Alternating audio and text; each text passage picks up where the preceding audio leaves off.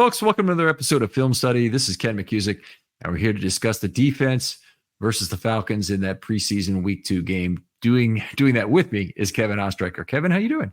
I'm doing well, Ken. Another preseason game in the books. I think at this point, everybody is saying bring on the regular season. But of course, the Ravens still have a bunch of roster decisions to make, and this final preseason game coming up is going to help with a lot of that. Yeah, and it's some of its roster decisions, and also there's some decisions made about the practice squad. But the Ravens currently on the interior offensive line, we're going to have some serious discussions about what the Ravens are actually doing come on the offense show, which is tomorrow night. Kevin, of course, from Locked On Ravens, you probably know his content from them. He's probably the other guy in the Baltimore area who produces as many total programs per year as I do. So I had to provide this recently, but about 340 last year. I'm sure you're about the same, right? Yeah, with the bonus episodes, lives, it comes out. I'm probably a little less than you are. You're a grinder, man. But the daily coverage, you and I both know it well. Yeah, labor of love to be sure. So we had a day football game. Weird situation, obviously. The Orioles playing a night game at home. Unfortunately, the back end of that doubleheader did not go. That was the game we really needed to have. But the Orioles got it turned around today, as we talked to you on Sunday night. What's your feeling about day football in the summer? I personally love it. For every other time of year, I don't really even like night games of any sort for the analysis burden. Yeah, but during the summer, it felt so weird to me because, during the regular season, once it gets to fall, winter, it feels so natural to have those 1 p.m. starts. And this one was only an hour earlier, and it felt like it started at 9 a.m. It felt like it was so early. And maybe that did have to do with the fact that the Orioles were playing later that night. But I wish they had started a little bit later. And I think I'm so used to, Ken, these preseason games being at 6 or 7 at night. I think that with the Ravens, they haven't really had a ton of those noon. I don't even know if there was a noon start last year. I don't know if they implemented that or whatever it was, but I'd rather them have it at the 6-7 time for the preseason. That just feels like a more natural start time, but it is kind of funny how, we get up for the 1 p.m. starts and that whole thing is a different animal. And then it starts an hour earlier for the preseason in summer. And it feels like it's just at the crack of dawn. Yeah, it does feel earlier in the day. And part of it is, obviously the day diurnal schedule is different, but the other thing is that from an analysis perspective, there's a lot of work that has to go on after. My wife makes huge contributions to this. And so it really helps to have a day game, and the weather wasn't too bad. Yesterday was a little muggy, but it was bearable. We've had night games that have been worse in terms of both either the precip or the heat being more unbearable. It's actually a pretty nice day of football, and all things considered from my point of view. Yeah, and again, I think the fact that makes it even better is we would usually have to. The Orioles season was kind of a slog to get to football season back. They had a bunch of terrible years, obviously, but now with the Orioles being good again, with the Ravens, obviously a bunch of excitement, the Orioles season has taken us up quite nicely to the start of football season. Yeah. That's these last 50 games have been kind of rough for the Orioles, but that's that okay. Is true. They've been hanging in there. Let's get back to the Ravens here, and we're talking about defense today. So the first question I would really have is, do the Ravens have a problem stopping the run now? The Eagles, they didn't allow a lot of long runs. Against the Eagles, they only allowed a long of 9. In this game, I think they allowed a 17-yard run was the longest in this one. So they still haven't really allowed a real breakaway for 30, 40, 50 yards that along with 17. After that, the next longest might have been only 10, or there might have been another 15 by McClellan. But anyway, in any case, they ran for 4.9 yards per play, 31 for 151 in this game. It was much more evident from the final statistics that the Ravens were having difficulty stopping the run. Yeah, it was a problem. And I think part of it is you just kind of watched the Falcons run this ball, and it felt like every time they were getting to at least the second level, the defensive linemen, and it's a joint effort. But I think the fact that, it felt like there was 8-yard run here, and then there was the 10-yard run, then there was 17, and they were just getting gashed on the ground. And both teams don't necessarily have their starting star caliber players in there. The Falcons weren't running Bijan Robinson, but the Ravens didn't have guys like Michael Pierce, who I think does make a massive impact in the run game. But we saw guys on the field like a Travis Jones. Brent Urban played a lot of snaps in this game. So we're going to see what ends up happening. But I still think at the end of the day, I think next preseason game against the Packers is going to really show, is this a real trend we have to worry about with some of these younger players, or are these two games just kind of an anomaly? We'll get to it a little bit later, but most of the running did occur in the second half. In the first half, they were actually quite reasonably effective against the run when they had Trenton Simpson in there. They had Travis Jones on the field for 4 snaps. That was something. They had Broderick Washington and Urban in the first half, who were obviously guys they're depending on. And in the second half, they turned to guys like Sanat and Tupou and Ravenel and Walther to man the defensive line, which is clearly a step down. Of course, should be a step down also for the Falcons' offensive line. But I one of the things about the Falcons' run game that particularly interested me in this game because of how it fed the pass game, and I don't know if this is the way they run their offense this year. I mean, we're not watching NFC South games every single week. Living here in Baltimore, they happen to play the NFC South. We might pick up on it, but Atlanta seems to run an incredibly high percentage of play action off of zone schemes. So they've always got their blockers moving one direction, the other, left or right along the line of scrimmage. Zone schemes, for those who don't know, you generally are moving left or right, and it's the running back's responsibility to find a cutback lane relative to the blockers who are attempting to not have people cross their face. In simplest terms, that's how I can explain it. But what we saw in this game was they ran 8 boot plays, running the opposite off play action. I've never seen that in a single football game. I've seen the Ravens run a boot play 3 times with Joe Flacco. You see, designed and undesigned rollouts by Flacco that can happen. But I'm really talking about a boot that occurs off play action 8 times in one game. It was just ridiculous. This is peak preseason football, where you're trying to experiment with stuff, see if things work, see if things don't. None of these teams are opening up their real playbooks. Yeah. Where from the Ravens side of things, Zach Gore is not bringing all his blitz packages to the table in week 2 against the Falcons of a preseason game. It's not advantageous. So especially for the Falcons doing that, pretty odd when you put it that way, of just like a team doing it that much and that often during one single game. But it does kind of scream to me of like, well, teams are going to do that type of stuff in preseason games, experiment with things, and they're going to try to do the best with what they can to win.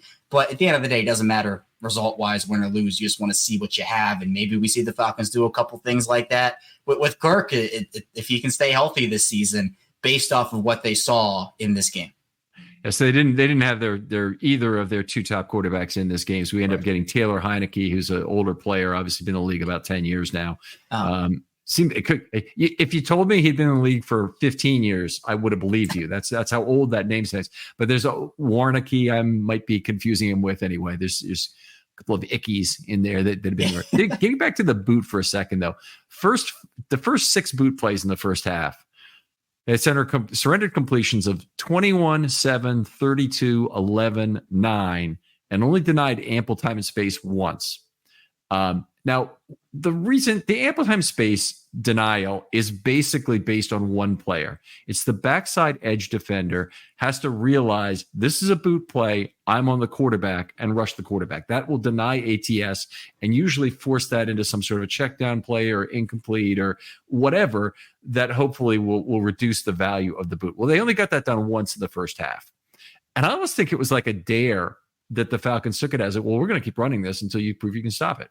And then the second half, fortunately, the very first 2 plays, they got pressure on the boot, both incomplete, and the Falcons stopped it at that point. Some of it was game situation also at that point, that they were behind and they had to, they weren't fooling anybody with boot plays at that point. Yeah. But very interesting. And it's a teaching experience for a lot of these younger guys too, just to be able to go up against that and to have the failure. And then we saw, adjustments happen, second half happens, and you're right on top of it. So I think credit to the players and the coaching staff for adjusting to something that you don't really see all that often that consecutively in NFL games. Mm-hmm. Yeah, it was really weird to see. I mean, I think I can understand how the Falcons would really benefit from this, because play action with Bijan Robinson and having some good receivers and having a Kirk Cousins at quarterback who's going to be a major play action guy as a pocket passer. I mean, the less mobile you are, the more effective the boot is. I mean, I could see a lot of reasons why it would be effective. It was just so weird seeing it 8 times in one game like that. Anyway, enough on the Falcons boot. Let's get back to the Ravens defense. And what else we got to talk about?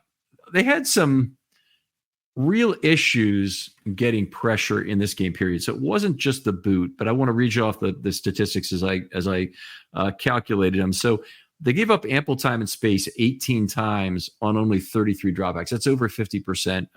We could figure out real quickly what that is, but it's over 50% actually, which is terrible because the normal is in about the low 30s.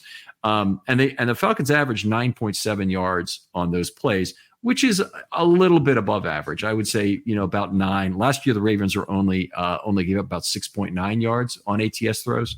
But here's where it got a lot better. When the ball was out quickly, they only got 12 yards on 5 plays, 2.4 yards per play. That's significantly below average.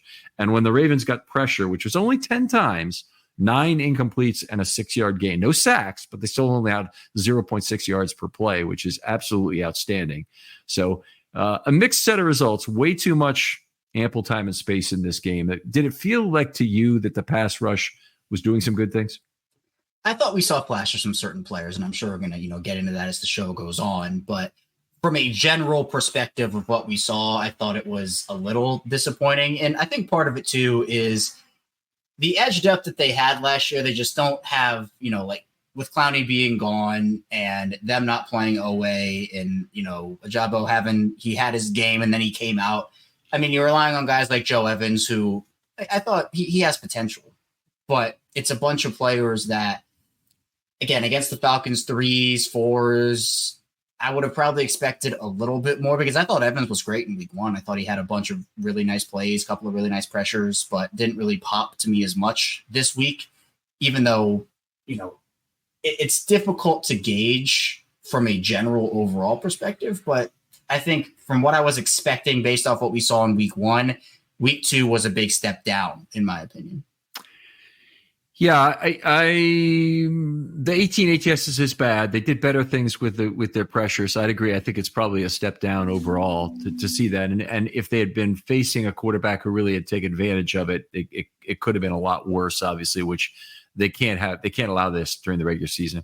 I'm also probably not as concerned about it for some of the reasons you named, but the main one being that their interior pass rushers, they only got 4 total snaps from Travis Jones and 0 from Pierce or Matabike. And those 3 are the guys who really drive their pass rush at this point. They need those 3 to be generating interior pressure so that the edge guys have time to get home, so that coverage sacks have time to develop because the quarterback has to move, et cetera. So I'm really looking forward to that in week 1 and seeing how good those 3 guys still are with a little bit less edge talent on this team. I thought also, we saw Adisa Isaac in this game for a fair amount. I thought he was pretty good.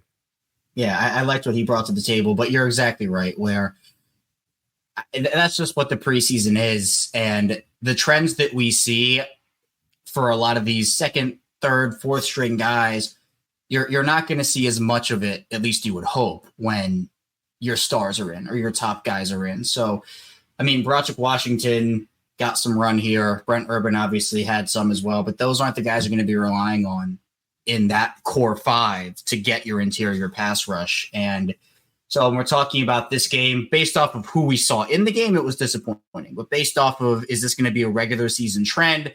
Based off of week 2 against the Falcons in the preseason, I certainly wouldn't go that far. All right. Well, fair enough. Let's move on a little bit. I think you mentioned it earlier, and this is certainly true. We didn't see anything special in terms of scheme or package from Orr. Orr has kind of joked about this at the podium during camp, which has been kind of fun. But he said, he said, this game, they only went away from a standard nickel one time the entire game, and that was in the goal line play where they scored the touchdown and brought them within 1.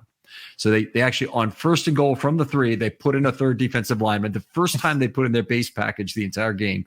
Every other snap was nickel. And it's just, to me, it just Orr is kind of thumbing his nose at the need to do anything different or tricky to try and win a preseason game. Oh yeah, that's exactly how it should be. I think it'd be a funny conversation to have if their preseason streak was still going on. And you're like, oh, did they try something crazy here to try to salvage the game and keep that streak going? But it has no talk about competitive advantage and disadvantage. There's no advantage to you putting out all your cards on the table right now. Obviously, right. You want to be able to evaluate the best you can with what you have, but not at the expense of getting film. And we know even different teams have different training camp rules, training camp regulations in terms of what can go out and what can't go out. The Ravens are very tight to the vests, in terms of what they can actually, what people can actually put out there. Whereas other teams, you're seeing every single play that they're running. And Baltimore, it doesn't shock me whatsoever they've gone this route. I mean, all the coaching staff is most definitely on board with it. And it's nice that they're having a little fun with going out there and saying, hey, we know what we're doing here. We're not putting anything on the table because we don't want to have that out on film for a team like Kansas City to look at before week 1 or divisional opponents. That's exactly how I think they should be playing it. Right. I'm fully on board with it. It's also kind of fun to have the anticipation of the opener and all the new toys you're going to see in use. Yeah. And we got this with McDonald in a good way, and we also saw McDonald adjust in game and do things that were very positive. And Martindale, oh man, did we see a bunch of special blitzes and packages brought out by him, including the first ever uses of the race car. So the first ever 4 outside linebacker uses and actually 5 outside linebacker uses on individual plays, which happened 6 times in 2018, by the way. Those were all under Martindale. So we got to see all of this cool new stuff that oh boy, that we didn't know they had that plan kind of thing at that point. I think I think in season was the first time we saw Kyle Hamilton play big nickel as well. It probably was against the Texans last year. Yeah, I would say so to that. But that's the thing, too, where I think a common misconception is that, the Ravens just hired from within. The system's going to stay practically the same, and it's just going to be what Mike McDonald's was, where I think that is pretty far from what we're going to see this season. A lot more just Zach Orr touches on this defense. I mean, they don't have Mike McDonald anymore. Zach Orr has his own ideas. And so while, yes, they are keeping some general parts of what they have always done here, Zach Orr is going to have a lot more up his sleeve than just, this is what Mike McDonald did. This is going to be what Zach Orr does. It's going to be a little bit different this year. Yeah, I agree. I think it'll be different. I think there will be core concepts kept. I think the starting from cover 2 is a great starting look for discouraging people from throwing deep. I think Orr has shown a predilection to that. I'll tell you one other thing that I think Orr is sticking with. I think Orr is going to love the slot blitz, and he's going to bring it a ton. Yes. We saw it already. Pepe Williams bring it once from each side in these first 2 games, and it's basically a mirror image of the same blitz that they brought. It was an inside linebacker and him rushing from the side when the blitz was shown on the other side and dropped. And it's just, I see that and I say, okay, they had 6 slots at slot corner from slot corner last year. I bet that number could even be higher this year. Yeah, and even, Arthur Mutt's going to have to miss some time to start the year, but they still have the personnel to be able to do that. And Pepe Williams has shown, as you mentioned, that he can be effective in that role if that's where they want to use him. And if he gets snaps there, I mean, that was one of Arthur Millet's, despite him being great last season from a general perspective, that was one of his best qualities is Mike McDonald could use him, and teams really didn't have an answer because he was so quick off the line. He was able to get there in a hurry. So I agree with you. I think that what we've seen, that is one little tidbit that we can take away of like, this actually probably will translate over the regular season. Yeah. All right. So what else we have is interesting about this game? No onside kick at the end. I was surprised by it at the game, and I thought, did they put in some rule where you couldn't do an onside kick in the preseason? Is that why they're not doing this here? And then I come home and the onside kick was perfectly legitimate. And then I listened to the broadcast, and they were actually kind of wondering why not try it at this point. In the fourth quarter and trailing, you're allowed to announce an onside kick, set it up as you would in past years, and do it. But those conditions were met, and the Falcons, for whatever reason, decided they'd rather get on a bus and go home. Yeah. If I had to guess why, I might not have anything. Maybe to practice the kickoff, I guess, again, just to get that experience in, because it is so new to everybody. So I would assume that, we know, Ken, preseason wins, losses, we talked about, it doesn't matter at the end of the day. But with something so new and having such a big impact on how that part of the game is going to be determined this season, maybe the Falcons were just thinking, we don't really need to practice our onside kicks right now. We'd rather get one more rep in, again, in real live game action against a pretty good special teams team, to get that experience of getting another crack at this kickoff rule, so that they have as much as they can heading into the season. I think that would be my only guess as to why. Okay, so I could buy that, except the Ravens, after just losing a game on a fumble in the last seconds of that previous game, we're not going to take any chances with a return on that play. So they're not going to get a return out of it. And I forget if they actually did return the ball. I can't remember either. It might just be getting it in the landing zone, because there's all these crazy like landing zone, got to put it here, ball goes out to the 30. So that'd be my only reason. But I would think that you'd want to have as much competitive experience trying to win the game with your 3s and 4s as you can, but they did not decide to do it.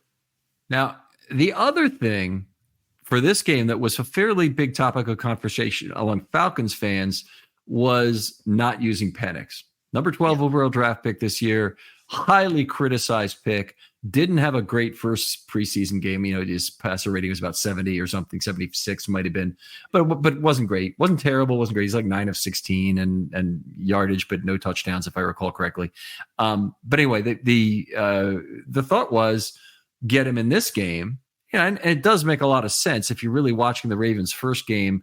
Not a lot of edge pressure in really either. Well, obviously the second game they didn't know about, but they didn't see a lot of edge players available in that first game. Yeah. I was pretty shocked.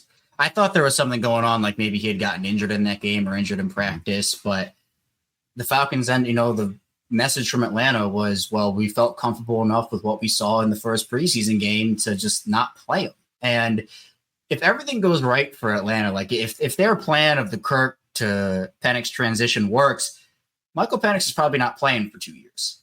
And I would think that you'd want to get him as much experience as possible. I mean, their season, if I understand there's a preseason injury factor, and they had lost some guys, I think, during the game and before, I think even in practice before the game. But if Penix goes down, you're not relying on him for your season. Obviously, if Kirk goes down, that's a different conversation. I understand wanting to minimize injury risk with guys, but for Penix, I mean, there's no NFL experience there. You can go up against a defense in Baltimore's that, again, like generally people look at Baltimore's defense, and as you should, and say, yeah, that's a pretty good defense, even when they don't have their stars in. I thought it would have been a great experience for him, but I know you or I don't make those calls, Ken, so it was up to Atlanta, and that's what happened. It seems like it's the kind of the perfect one because it's a well-coached team. They're going to be well schemed up in terms of what they do. Yeah, you might face a few blitzes, but Penix got to face that from whoever. Yeah. Ravens hadn't had a lot of pressure and hadn't had a lot of outside linebackers active even. But what the Ravens do present always is a really good coverage back seven that knows what they're doing.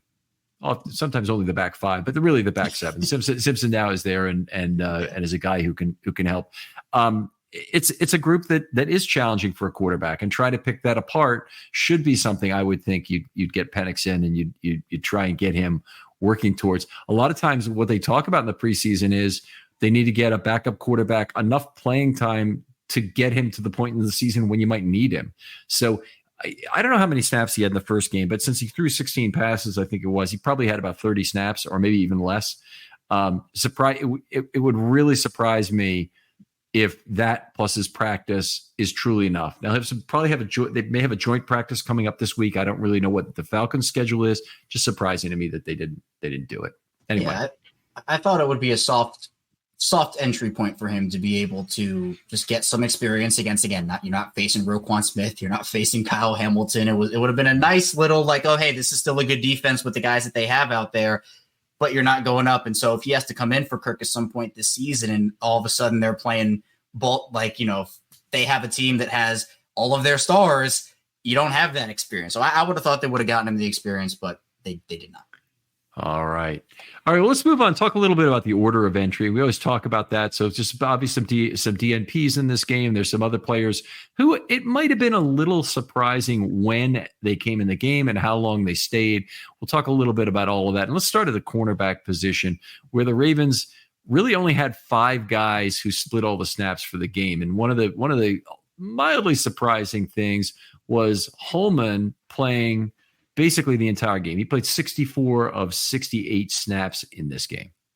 Yeah, he was one of those guys that came in the middle points of the offseason. I think was it late March? I can't remember when he came in, but I feel like they like him as a practice squad player, especially with what we saw, where I don't think he's making this roster, but if they're giving him all this playing time and having him essentially play the entire game, I would think that he would be in conversation for one of those cornerback practice squad spots, which could also go to a guy like Trayvon Mullen, who we saw come in a little bit later in the game. Mm-hmm. But to me, they made it a point to get him in earlier than other people. I don't think he was on a lot of people's radars coming over, I believe, from Houston, if I'm not mistaken. But it was surprising to see him and him getting all of those snaps. Essentially, it wasn't on my bingo card, but I think it probably bodes well for his practice squad chances if that's where he ends up going.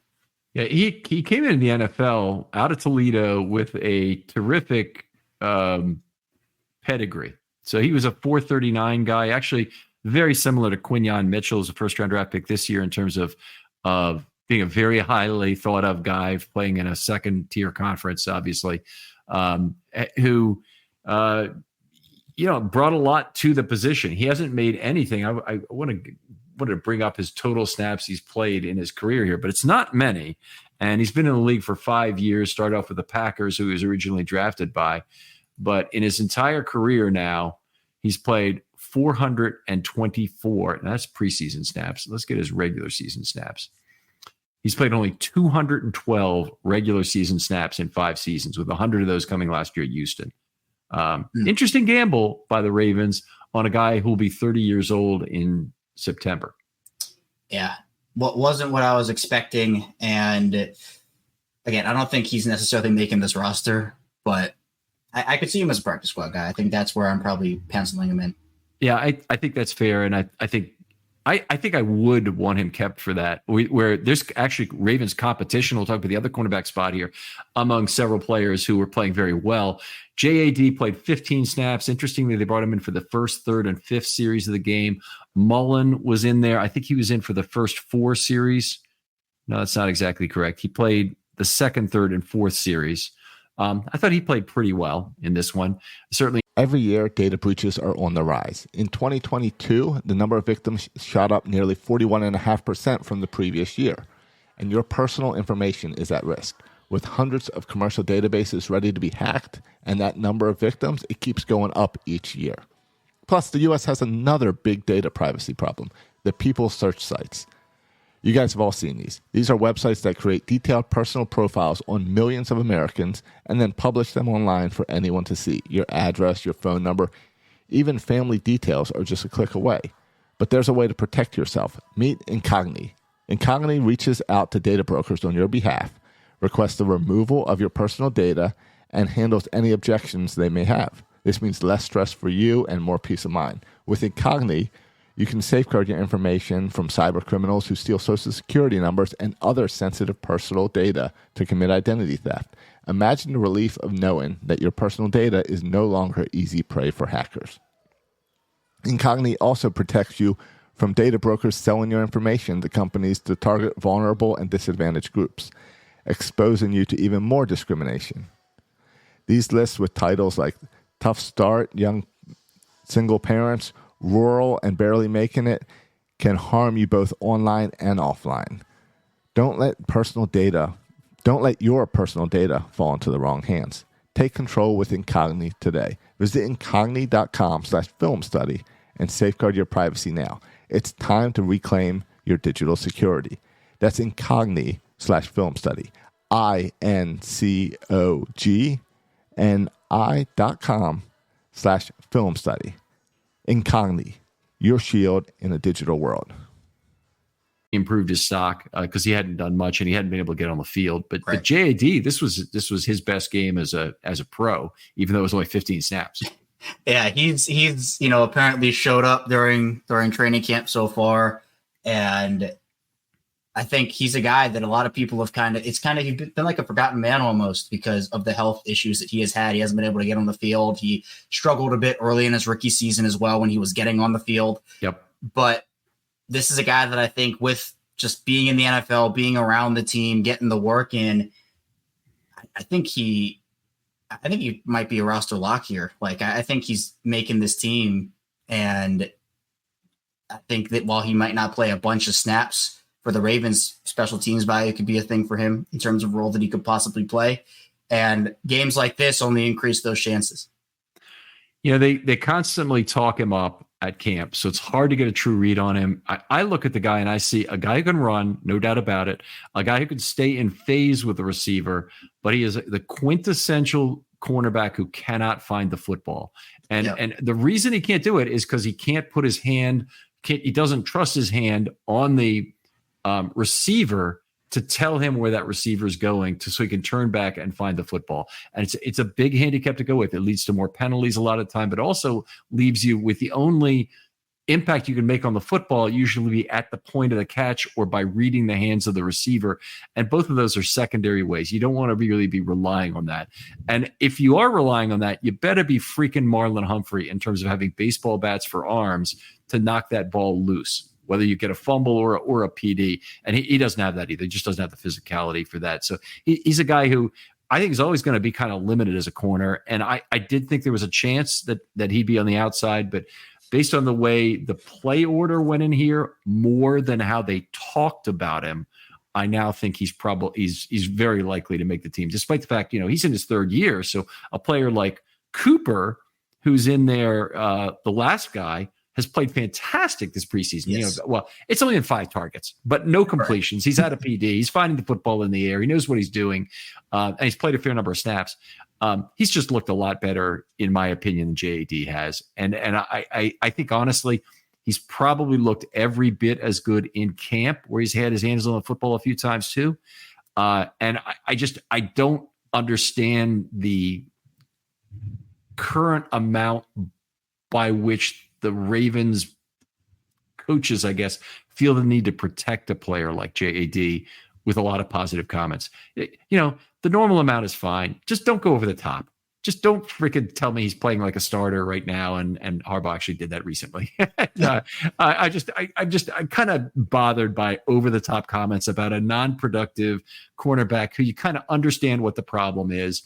And he's already 3 years into his career and he can't stay on the field. And you've got multiple issues that are there and obvious. I understand the need to want to motivate that player, but I don't understand the need to overpraise him. Well, I think it would be a different conversation if he had been relatively healthy. He had flashes and moments of, he's been on the field for a lot and he's shown that. But look at this play, look at that play. Yes. But now we've got 15 snaps from a week 2 preseason game against the Falcons in his third year, and that's the best he's ever played. Yeah, so it's certainly a different conversation when there is not really a lot of that tape, and you're saying, okay, well, this guy's up to Brandon Stevens level essentially right now, which obviously is not the case. So I'm all for motivation. I'm with you, Ken. I'm all for motivating a guy and showing that belief. I think they've done it a lot with Rashad Bateman, not in terms of just like overdoing it, but like everybody that's been up there has been talking about, okay, Bateman this, Bateman that, Bateman this, Bateman that. But Bateman even has shown, like, obviously he's shown more than JAD. So I think he makes this roster, but I know you and I have even talked about the lack of ability to locate on the football before in previous episodes when we were talking about him even a couple of years ago. And it still looks to be somewhat of an issue here now for him. All right. Well, anyway, Mullen in the game a little bit. Cooper was in the game last. Again, if that's, by the way, if you got those 4 guys, Holman, JD, Mullen, Cooper, all fighting for outside spots, and Cooper can also play in the slot, but those 4 guys are all fighting for outside snaps versus 4 guys who are already guaranteed to be on the team in terms of both rookies in terms of Tampa and Wiggins, and the both starters, Stevens and Humphrey, they're not going anywhere. So the only job open, the only is probably the fifth cornerback on the outside, which now does appear to be JAD. That's a hell of a bunch of talent. The Ravens may really need to move one before cuts if they can. Get a conditional pick or an actual pick for them if they can. A lot of teams are short on corners going into the season, and they're going to look right to the Ravens roster or practice squad for their first replacement they need. Yeah, and even just cut down day, I mean, there's a chance that one or multiple of these guys get claimed up. Like, I would not be surprised if Bum Cooper got claimed off of waivers. I wouldn't be surprised if some of these guys did, because it seems to happen every single year. And I know we talk about it, Ken. Seems like every single season, most teams, they have some level of cornerback depth. Some teams are flush with it. Other teams don't have as much. But as the season goes on, they just drop like flies. And you need to have as many guys as you can. And so Baltimore would love to get all these guys on their practice squad, I'm sure. But in reality, every other team would love to get these guys on their roster if they can afford to get more quality cornerback depth. So they're going to have one or two guys who they're either going to have to move on from, like you mentioned, trade, get a pick for, or just hope and pray, like they did somehow one year with Ardarius Washington. They let him go, and somehow he was not picked up by anybody and was able to move on to Baltimore's practice squad. They have to pray that something like that happens, because there's too much talent to keep on the roster, which is a good problem to have, but it does mean that you sometimes lose some of that, which is unfortunate. All right. Pepe Williams getting lots of playing time, getting lots of action on the blitz. I'm not convinced that his roster spot is absolutely safe. He's probably in reasonably good shape, but he's a third-year player also, so he has that riding against him. And the Ravens have a lot of slot corner depth already, and I think that it would make a lot of sense if Ardarius were back in the slot. Even though it looks like he's doing some things well at safety, I think he just makes a lot of sense to get him on the field, which would mean that the most snaps you can get for Ardarius Washington with the current other defensive backs this team has, and how I would guess they're going to deploy them, is going to be as the slot corner on obvious passing downs.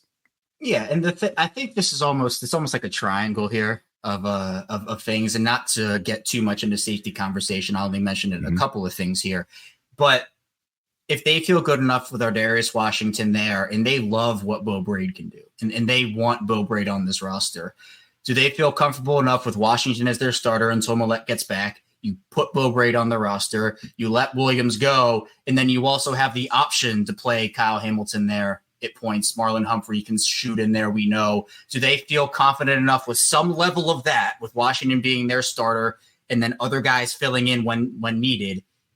Is that enough for them to not keep Pepe on the roster? I think it is possible. I agree with you, where I think even Jalen Armour-Davis, his roster spot feels more secure some way, shape, or form than Pepe Williams right now. And it's not that Williams is doing anything wrong. Like, it's not like he's playing terrible football and like it's a conversation about his play.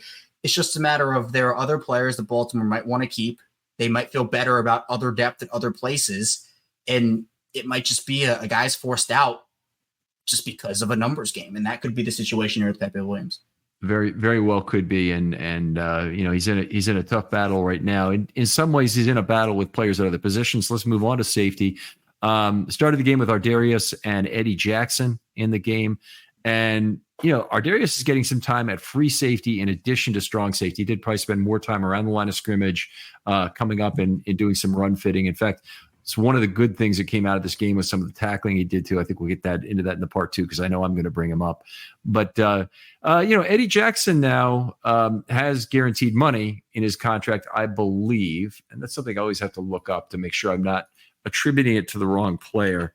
But I believe he has guaranteed money, so I believe he's going to make the team no matter what. And that really means that the roster battle for one spot, unless the Ravens get real creative or they have some $750,000 in guaranteed money, so he's not going anywhere. Yeah. Anyway, the roster battle comes down to things like Worley versus Williams for the last roster spot, or it could be Worley versus Braid because they like a first year player like Braid. In my opinion, Braid will last on the practice squad, at least initially. There's another possibility is that you just have a couple injuries, and the Ravens then set their roster up for some midseason replacements, and the secondary is a very good place to do that because you have more probably natural attrition and some of the soft tissue injuries at those positions. And you can't, it's very hard to maintain all the way through to December, for example, your talent on the practice squad there. It's very hard that it won't get poached by other teams. So we'll see how that plays out. But Worley is definitely a guy who's getting cut because he's naturally part of the handshake crew. He and Urban are the two obvious candidates for it. But the question is, will he be back for week one or go to the practice squad? He's probably also safe on the practice squad. Yeah. I'm not sure there's another team. I think to me that is, if they want to keep both Washington and Pepe Williams, I think that you could probably have Worley kind of be the role that he's been in for the past year plus now, which is he gets called up on game day and you put him back down to the practice squad after the game, and you have that extra versatility. They obviously love him as a player. He's been there for what feels like forever now. And Pepe will probably get claimed somewhere. Like, I'd be pretty shocked if he gets cut and isn't picked up by somebody. So if they feel confident enough in keeping Williams on the practice squad and they feel like they can get away with letting him go and getting him back, then that's something they could do. But I mean, the obvious solution here, even if it's not Pepe Williams, even if it's somebody else, you just free up the roster space, you bring Worley back, you put him on the practice squad, whatever you want to do it. And you have a couple of different options for what you can do with a player that is still going to, I think, be up for most game days and plays at least some level of a role, even if it's just on special teams. Worley, you're talking about now. Worley, yes. Worley. Yes. Yeah, and I agree. So you have 3 practice squad elevations. You can use those up. Worley is not the kind of player who's automatically going to get taken, as he proved with the 18 transactions he went through 2 years ago. But he's a guy who the Ravens clearly love, and there's good reason why they do. He think he's a great he's a great preseason safety. If you want to bet preseason football, bet from the bottom up in terms of the roster, look who's going to be on the field at safety. And if you have a player like Worley who's got 9 years in the league and whatnot, his experience means an awful lot at the end of a preseason football game. But anyway, we'll move on to inside linebacker. Simpson, tremendous breakout game. I do want to talk about that a little later, but we'll bring it up with him when he comes up. The other thing that was interesting and they hadn't done yet was they put Harrison in at the Mike linebacker spot to start the game. He played outside linebacker in the first game because they were so shorthanded there. Really only still played, I think, 1 or 2 series, whatever it was. But Simpson and Harrison to start the game, very high caliber inside linebacker core. But I love the fact that Harrison could be the nuclear option if anything happened with Roquan. Yeah, I do too. And his versatility is also going to be really key. But I think, to me, having him as your third right now behind Roquan and Trenton Simpson, and then if he needs to step in for Roquan in that position, I would feel pretty comfortable with it. I know he hasn't been necessarily a full-time starter during his career, but he's a sound, solid player. He's physical. We've seen that physicality on display. I think it's not a 1-for-1 replacement. Obviously, no one can straight up replace Roquan Smith. But if there was a player on this roster that I think could do it the best, and honestly, maybe span across a couple teams for a guy, I think Malik Harrison would still be that player for them. Yeah, and if he were to be Roquan's replacement, let me be perfectly clear, he'd be a 2-down replacement. The Ravens would go to dime defense. Yes. They'd be Simpson would stay in on 3rd down. They bring in a dime back, and the Ravens have the personnel in spades to cover the dime back position at this point. They have a lot of options there. So it would require them to make some compromises, but he'd still be excellent. And Harrison, what he allows you to do is he's a guy who, if you can be your nth, and I don't know what that N is, outside linebacker, and also be your 4th inside linebacker, you can end up saving a roster spot just by having him on the team if you can really project to having him available for either role, with his primary role, of course, being that he's a 5-unit special teams player.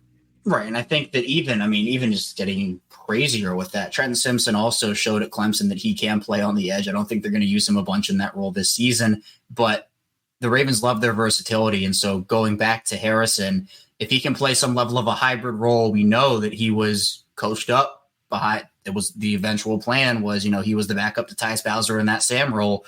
And he has that experience to be able to go out there and not only fill in for Roquan if needed, but to give you that extra versatility to maybe take some pressure off of guys. You can maybe maneuver your roster in certain ways if you want to, if it comes down to it. So I love the versatility that he brings to the table, and I'm really glad the Baltimore made that decision a couple of years ago to bring out that versatility. But he did do this back at Ohio State too. I'm not saying that he never did it. Like in college, he also had that experience. So it's good for the Ravens to have, because we know that they love their positionless defense and what they're able to do with it.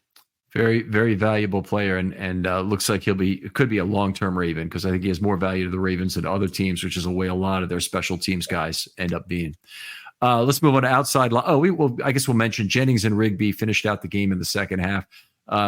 Rigby, we probably won't mention him among the individual players. 7 tackles for the second consecutive game.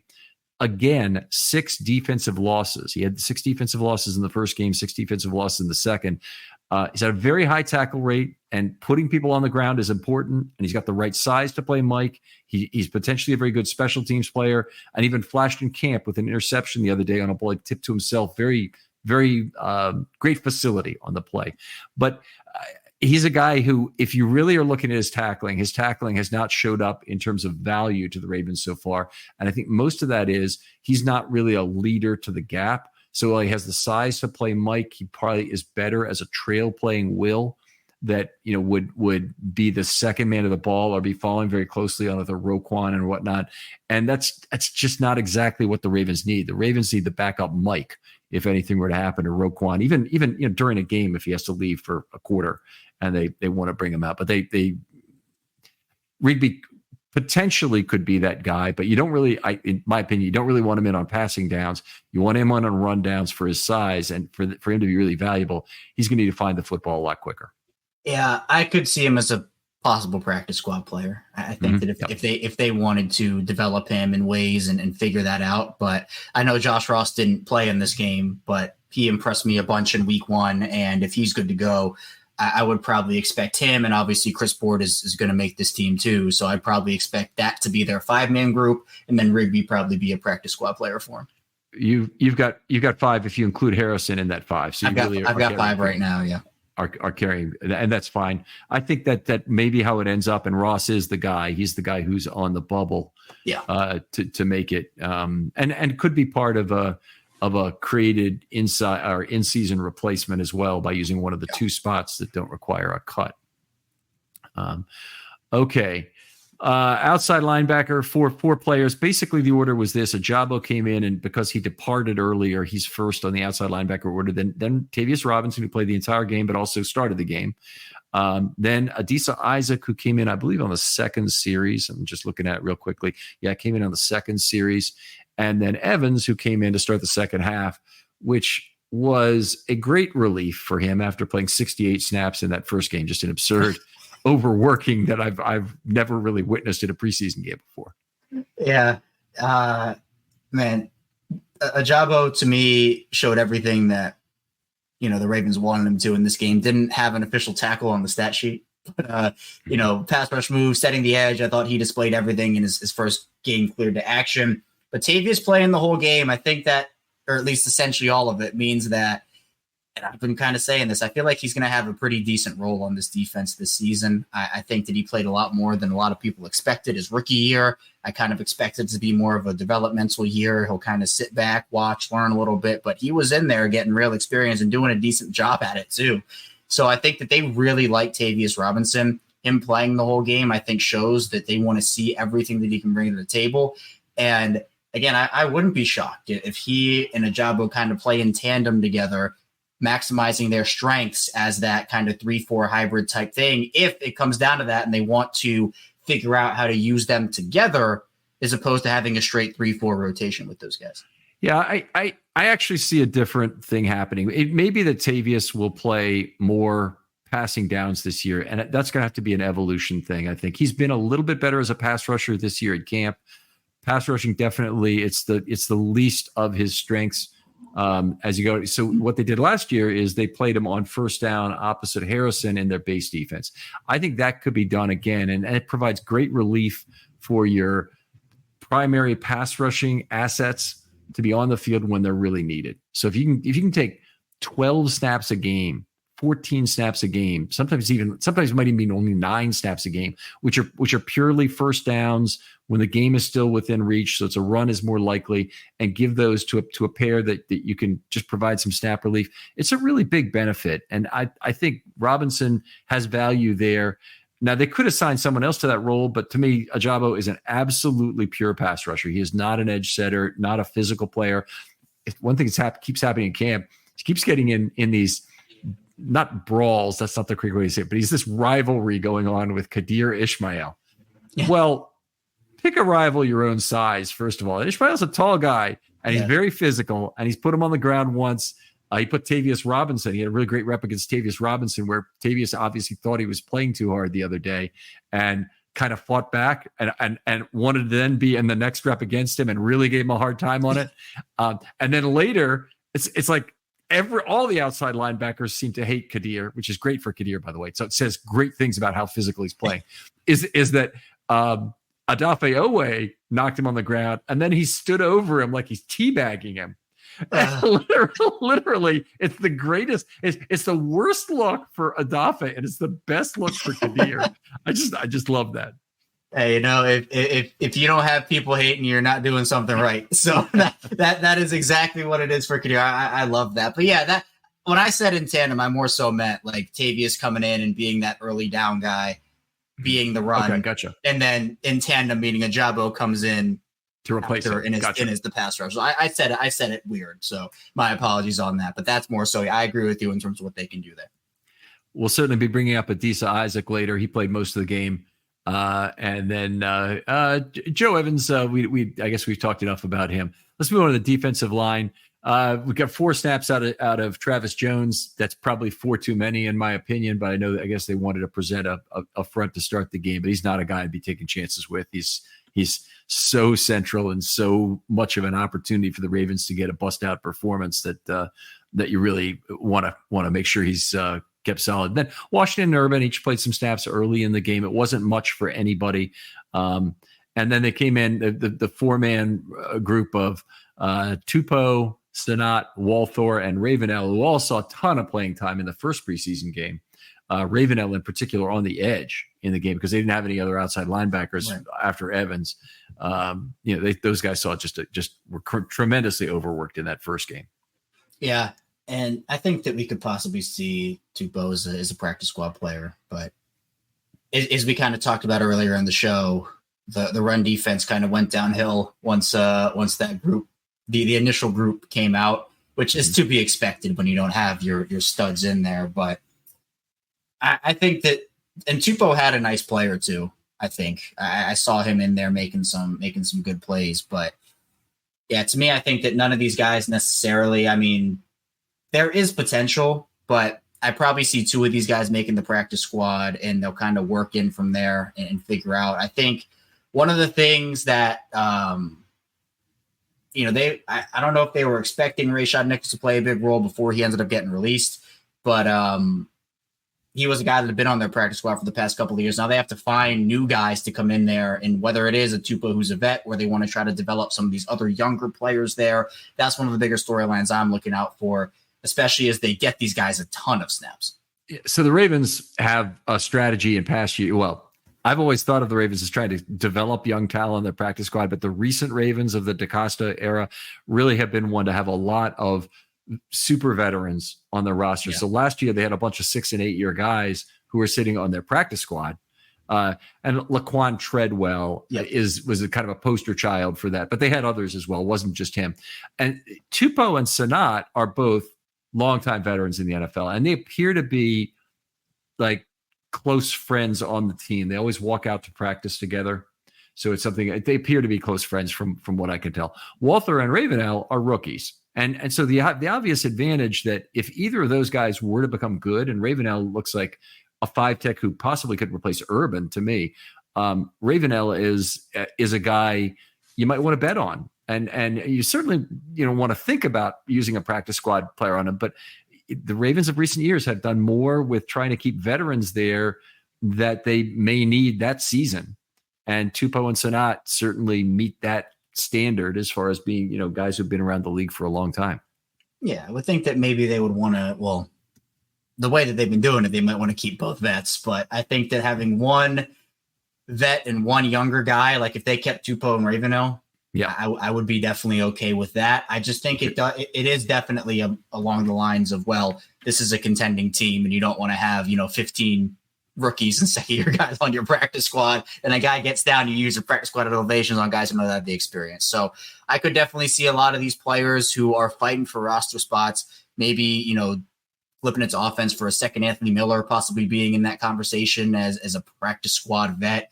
Obviously, you could see Tupou being that guy for them as well. But I think Tupou and Ravenel is a good balance of both the vet and the young developing perspective that you can have there.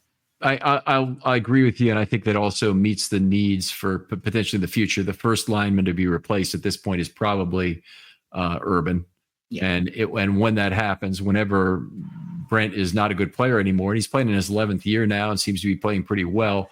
Certainly had a good year last year. The likely end for Brent Urban is going to come due to injury. We're not going to see it coming, but when it happens, it's going to be something that's hard for a guy his age to rehab from and get back from. And it's going to be time to try and look to a new player. And, it's quite possible that Ravenel could be that guy. Of course, it could be the next guy. It could be a year and a half from now, and the next guy who's the one they have to look for. So timing is everything in this kind of thing.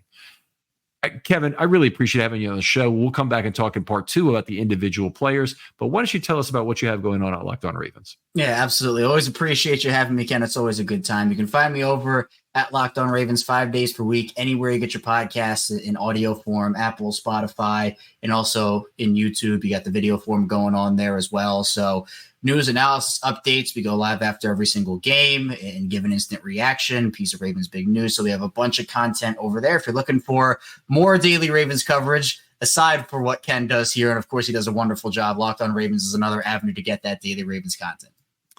All right. Outstanding, Kevin. Thanks for coming on. Other folks out there, if you'd like to be on a Film Study Short, hit me up. DMs are always open on Twitter. If you want to just be a good fan of the show, tell somebody else about it. Somebody else who you think might like this kind of Ravens content. If you happen to be listening on YouTube, please like and subscribe. We're always trying to up that number, although YouTube is not our primary venue. Obviously, you could probably tell. We do always appreciate anybody who's bringing in new listeners. Kevin, thanks again for coming on. Appreciate you as always, Ken. Thanks so much for having me. And we'll talk to you next time on Film Study.